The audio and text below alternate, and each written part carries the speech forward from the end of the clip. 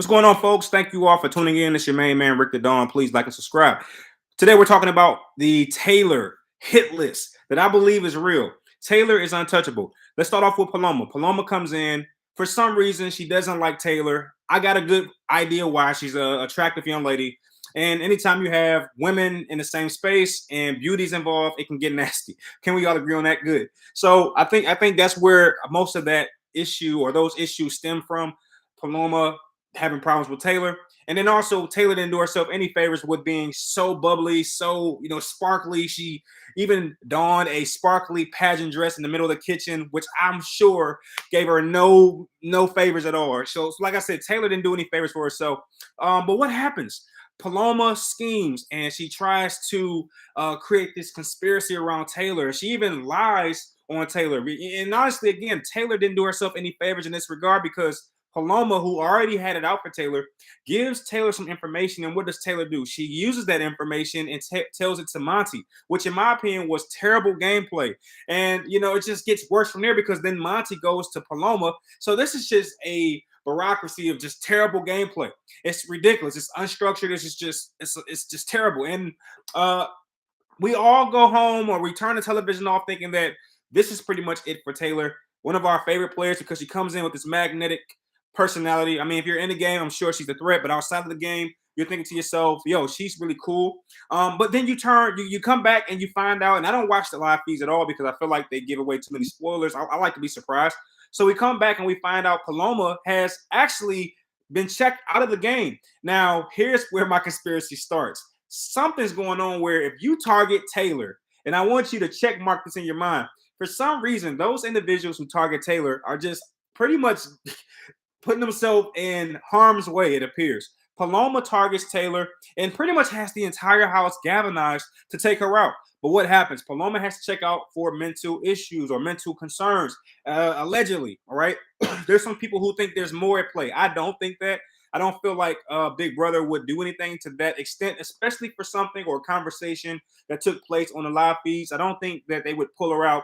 And I certainly don't think that Paloma would put her own not only game but life in jeopardy for being labeled as someone who has mental challenges or mental illnesses and things of that nature. I think that's a very sensitive topic that I don't think Big Brother or CBS would support and just fabricating in order to remove a player. I just think that's a little far-fetched. But the point is, she targeted Taylor and she became the target. Have you ever seen a situation like that ever where a player is pretty much the consensus vote and the ringleader that is leading the charge to take her out gets axed? Have you ever seen that? And not only do they get axed, they axe themselves.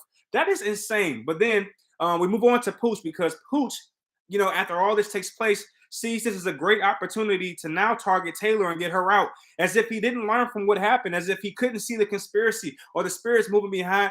I'm telling you, it's either God himself is protecting Taylor or Big Brother is got her in the game as a mole, and they're spraying pheromones and slightly altering things within the house to change conversations, i.e., cabin in the woods or something like that. But Pooch, with the great idea, the great player that he is, he comes out and he's trying to conspire against Taylor as well. And he is so confident in that hate against Taylor in the house that he puts himself in the line of fire. And I guess he's trying to do his best imitation of Dr. Will. This is terrible gameplay. Everybody agrees, but I'm like the one person who thought it was a good move.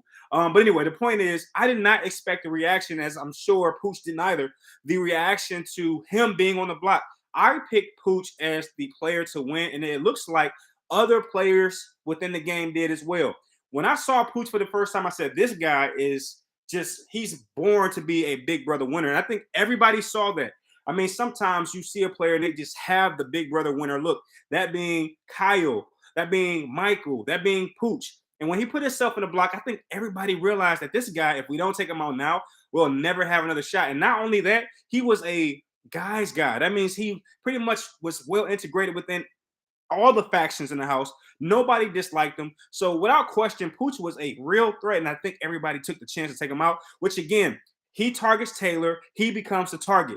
Is it a conspiracy? Is it just me? And then we get Amira. Amira, having not learned from Paloma, having not learned from Pooch, now she decides to target Taylor. And then what happens?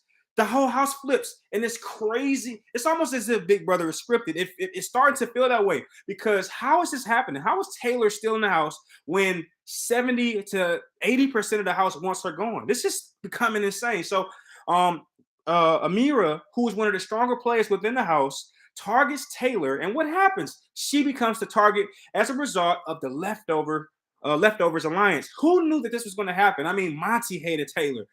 Brittany didn't have anything positive or negative to say about Taylor. It's just almost like they didn't exist to one another. Turner, man, I just think Turner is such a great guy. I mean, I didn't expect I knew that Turner was special, but I didn't know he was this special. So, and then Michael never really seems to go left or right with Taylor. He seems to be keeping her in the distance, or at least before this particular move, he was keeping her in the distance. But now I think Michael understands that he's going to need a shield if there's such a thing, because Michael is such a competition threat, such a big brother threat. But the point is, Amira is now the target of the leftover alliance, and I believe that, and they did cut off the show a little early, but I do believe that come next eviction, she's out of there. She's gone. So right now, it's a question mark as of this moment, but I don't think it will be a question mark for long. I think everybody can read the writing on the wall. This new alliance is 7 strong, and I do think they have the numbers to pull off what they're trying to pull off. This amazing and huge blindside. This is crazy. This is unprecedented. But then you have Daniel. I think Daniel, without question, is the next person on Taylor's hit list. Daniel has shown his cards. He's a player who I think everybody wanted to like. He came in, he won the very first HOH. Without question, everybody had him in their graces. But that latest display of disrespect towards Taylor, and I get it. He's trying to take up for a friend. And I'm the kind of person who likes to look beyond the editing, because one thing that Big Brother does is they create their own villains, they create their own heroes. So I'm trying to look beyond the editing, because even Daniel says that America is going to see this. He says that to Taylor because in his heart he's doing the right thing. You don't say that if you're the villain. You say that if you're the hero of a particular scenario. So that tells me that Daniel actually has good intentions. But the problem is he doesn't quite understand. He's probably not even self-aware as it relates to how he talks to Taylor, and it doesn't help that she's a woman. So these things definitely work against Daniel, and I do believe, maybe not now, but at some point within the game, he'll become the 4th casualty to Taylor's hit list. And we have to save the best for last, Nicole. Man, this was so upsetting to see that Nicole, it's almost like you're watching the film and you're rooting for Nicole the entire time, and out of nowhere, she pulls off the mask, and she actually is the villain. I mean, that's what happened with this particular scenario. Nicole just was someone that we all wanted to root for. She had the mother situation, the story. We just all liked Taylor. We all like Nicole. And then she pulls off this crazy maneuver in terms of becoming festy besties with Taylor. And that's a great duo. You got 2 strong women there. That could have been very beautiful and good for TV. But she took the easy route, which is let's pile up on Taylor again. And not only that, she does it or wants to do it because she wants some hidden power. I mean, nothing screams villain like that. A backstab, a good old-fashioned backstab. That's what that was. And everybody, I think right now, has a negative taste in their mouth about Nicole. And I'm going to tell you right now, I'm along with that particular crowd. So she comes up with this idea, and she's all but sure that Taylor is gone. And I'm telling you right now, she's not. Taylor is now integrated into a 7-person alliance. And this is a pretty shaky alliance, if I must say so myself.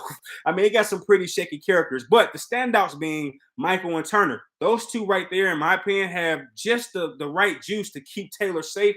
Whereas those other players, they seem to fluctuate a lot within the game. So I don't really hold much hope for those particular players. But she's in there with Mike and Turner. In fact, if they're smart enough, they'll just become a 3 and kind of guide the other ones along until it's time to pick them off.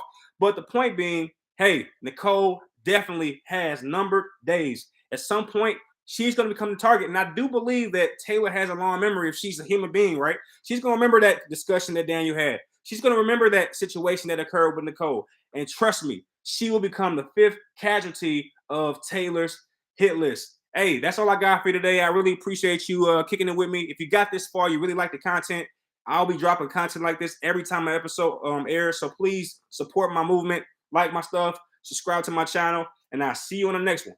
Peace.